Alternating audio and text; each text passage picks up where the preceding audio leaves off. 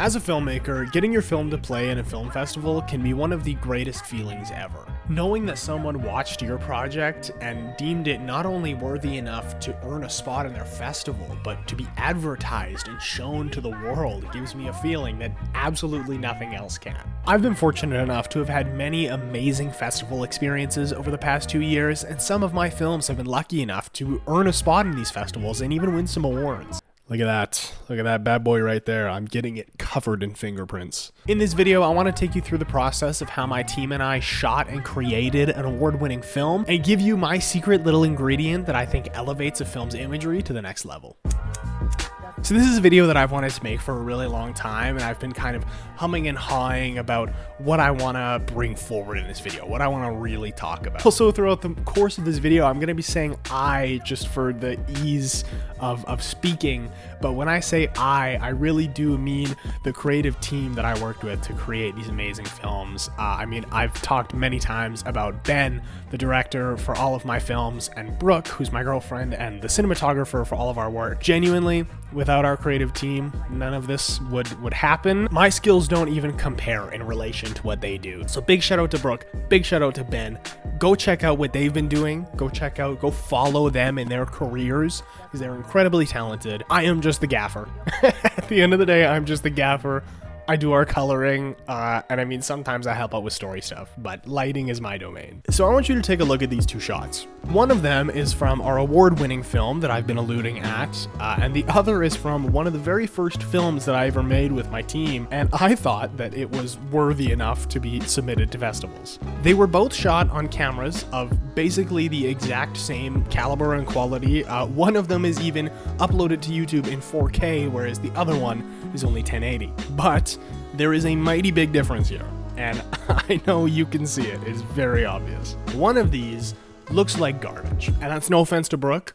I had no idea what I was doing as a director. Lighting has the power to take a great camera and make the footage look like trash. However, it also has the opposite effect, and it has the power to take a lower quality camera and make the footage look really nice. Later in this video, I'll be breaking down specific shots from the film and going into the lighting setups of each of them. You are more than welcome to skip forward to that part of the video if you would like. I do not blame you. But I want to talk about something for a second, which is the concept of depth.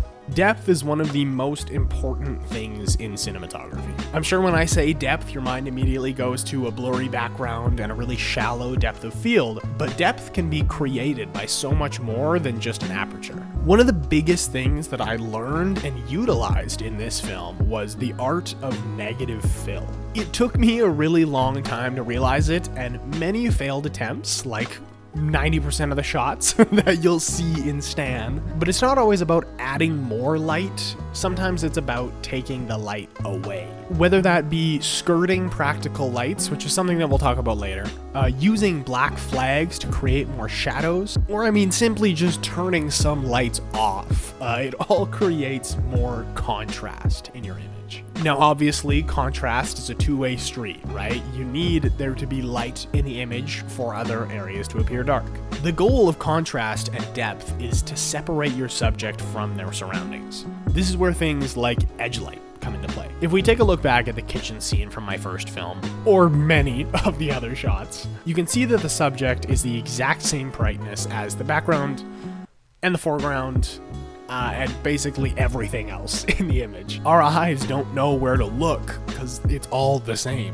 Now compare that to our other kitchen shot, where the subject is by far the brightest part of the image. Or this other shot, where there's a bright line separating their face from the lockers behind them. It all uses light to separate our subject from their surroundings. So now that I've told you what techniques I've learned, let me show you how I actually put them into practice.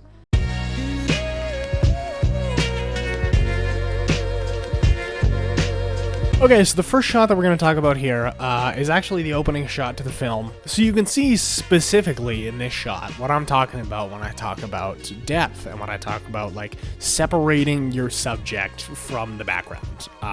Because the background in this image is very dark. So this is one of the very few shots where we had a very specific look in mind, and I was trying my best not to, use my own creative mind to come up with lighting, but more so to try and replicate a certain style. Now, my Shot Deck subscription has expired. So I don't have the image that we were trying to recreate. I'll figure out a way to get it. I'll put it on the screen and post. But the image that we were trying to recreate was very blue and very dark, just like you see here. So in terms of actual lighting setups, first I want to talk about color, because obviously in this shot, it's a very blue shot. It's a very cool shot. All of that was done in post. One thing that I like to do, if I can, is, and I mentioned it in previous videos, is shoot very neutrally in terms of white balance and tint in camera, so that in post I have full creativity to push it more towards that cool side, you know, that sort of thing. The first light that we set up, and I think the light that really kind of stands out in this, is that stupid window light. Now let me tell you about this stupid window light. It wouldn't be stupid if we were in a regular home. However, we were shooting in an apartment on the 3rd floor.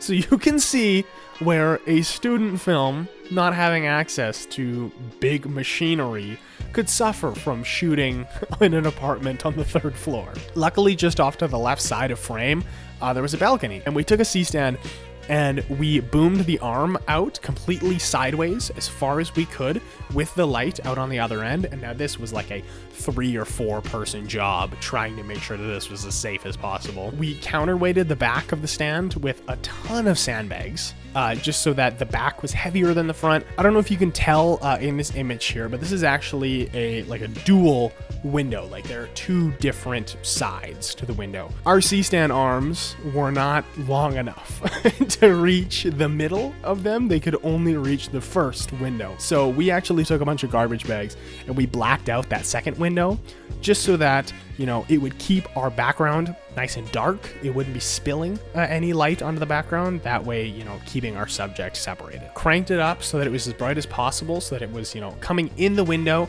but it wasn't really giving us the effect that we wanted. So in order to fix this problem, over in the left corner there, literally right beside the frame, I have a Kino Flow Diva Light 21, I think.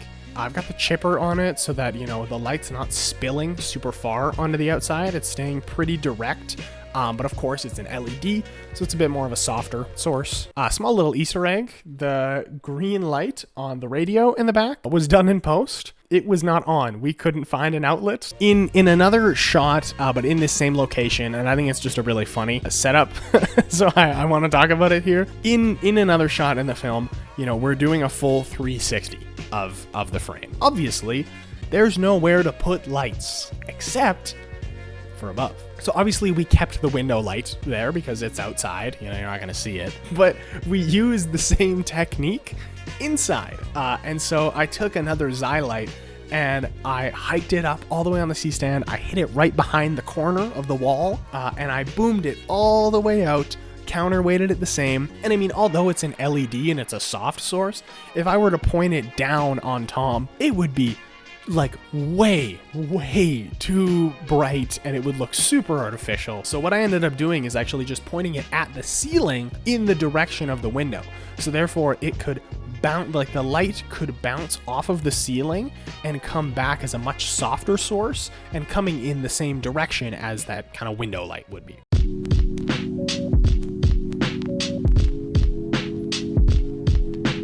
So the next shot that I want to talk about here is actually 2 different shots, but they're both kind of using the same technique and in slightly different ways. So when I had mentioned skirting before, this is kind of where skirting really comes into play. When you're shooting in a hallway in a school and you're not a big budget film, you're just a couple students and you don't have full control over the entire school's electrical board, it can be really hard to fight with those harsh, stupid fluorescents. So one thing that we used, and you can really tell in this first shot that I'm showing here, is a technique called skirting, which if you're on an actual set, chances are they'll use, you know, black fabrics or a lot higher quality material. If you are on a very low budget and you're a student, we use garbage bags. Basically, the technique is just get up on a ladder, get around any light that you can't really control the source of, and just put, like a skirt, put garbage bags or any black fabric around the edges of that light. It may not look like it's really doing anything, but what it actually does is it blocks out the light from bouncing around your surroundings, and it turns it basically into just a softbox overhead. So if you look on Tom in this image, you can tell that the top of his head is getting a lot of light, but it really falls off as soon as you get down to like his nose.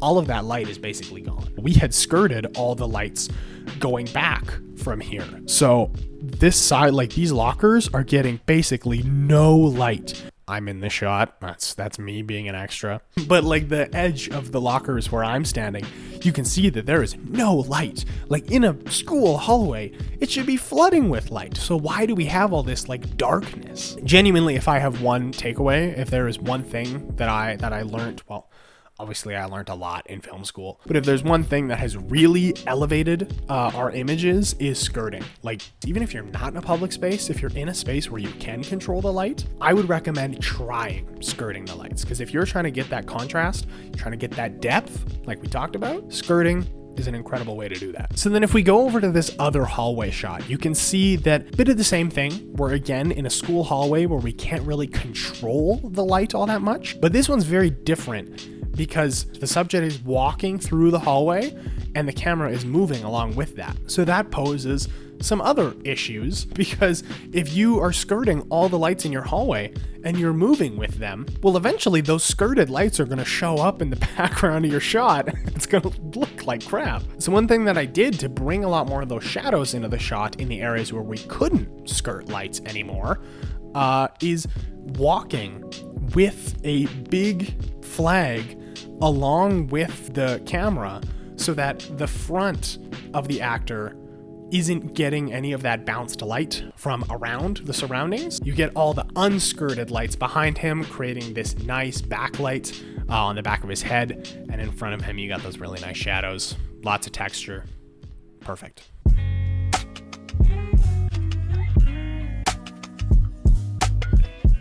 And now with the third shot that we're analyzing here is this really dark, moody piano kind of scene. It's really funny because we had initially planned for this to be the whole, the climax of the film, but after we shot it, we had all agreed that it just wasn't up to the same quality as the other shots in the film. And it's really funny how that happens, because now when I look back at it, I really like these shots because there's such a craftsmanship to it. A lot of the other shots in the film were basically just, hey, we are in a school, let's try to manipulate this light. It makes me really happy because I was able to go from zero light, completely turning all the lights off, starting from complete darkness and building up the scene. So a common theme, something that we have done, that Brooke and I have really implemented in our other films, is moonlight. So in this setup, we really wanted to capture that natural spotlight feeling of like, you're under the moonlight, no one else is watching, you're just in your element. The first thing that we had to do, of course, was actually get light on our actor